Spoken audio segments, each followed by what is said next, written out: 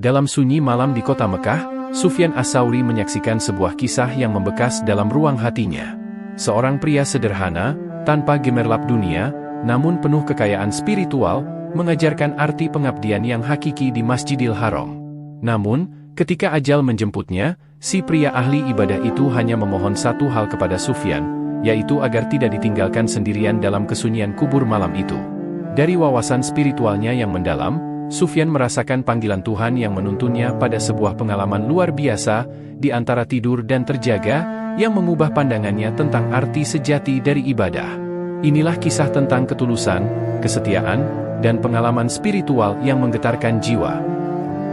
Sufyan Ats-Tsauri telah bermukim di Mekah selama 3 tahun. Suatu hari beliau menyaksikan seorang pria penduduk setempat mengunjungi Masjidil Haram. Pria ini melaksanakan tawaf, sholat 2 rakaat, lantas mengucapkan salam kepada ulama kelahiran Kufah itu, sebelum akhirnya pulang ke rumahnya. Peristiwa yang ternyata rutin terjadi setiap siang itu, membuat Sufyan menaruh rasa kagum dan simpati kepadanya. Sufyan pun berulang kali mendatanginya, hingga suatu saat pria ahli ibadah tersebut jatuh sakit, dan seperti hendak menemui kematiannya. Ia pun memanggil Sufyan Ats-Tsauri dan berwasiat, apabila aku mati, mandikanlah aku dengan tanganmu sendiri, solatkan, lalu kuburkan. Dan jangan engkau tinggalkan aku sendirian di kuburan malam itu. Bacakan doa talqin dan tuntunlah aku tentang tauhid, untuk bisa menjawab pertanyaan malaikat Munkar dan Nakir.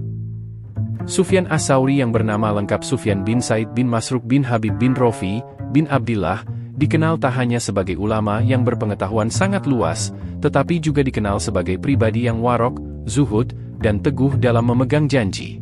Dan Sufyan mengiyakan semua pesan yang disampaikan sahabat karibnya tersebut. Dengan apa engkau bisa menghibur dan menuntun sahabatku? Sahut Sufyan. Dengan puasa Ramadan yang disambung puasa 6 hari pada bulan Syawal, jawab suara itu. Sufyan pun bangun, membuka mata dan ia tidak menemukan siapapun di sekelilingnya. Ia berwudu lalu menunaikan sholat. Saat tidur kembali, suara itu hadir lagi. Begitu seterusnya sampai berulang 3 kali. Sufyan pun mantap bahwa apa yang ia alami berasal dari Allah Subhanahu wa Ta'ala, bukanlah dari setan.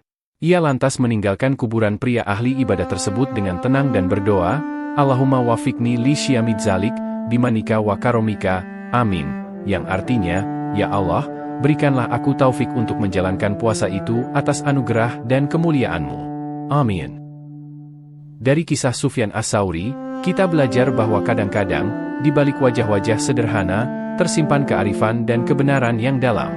Wasiat sahabatnya menjadi panggilan spiritual bagi Sufyan, mengantarnya pada pengalaman yang mengubah pandangannya tentang ibadah dan kehidupan.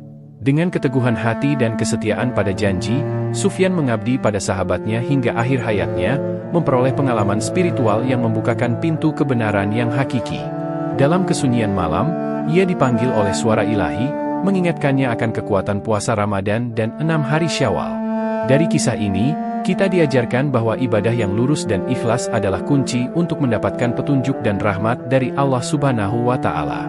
Semoga kisah Sufyan Ats-Tsauri menjadi inspirasi bagi kita untuk mengejar kebenaran dan kesucian hati dalam setiap langkah kita dalam hidup.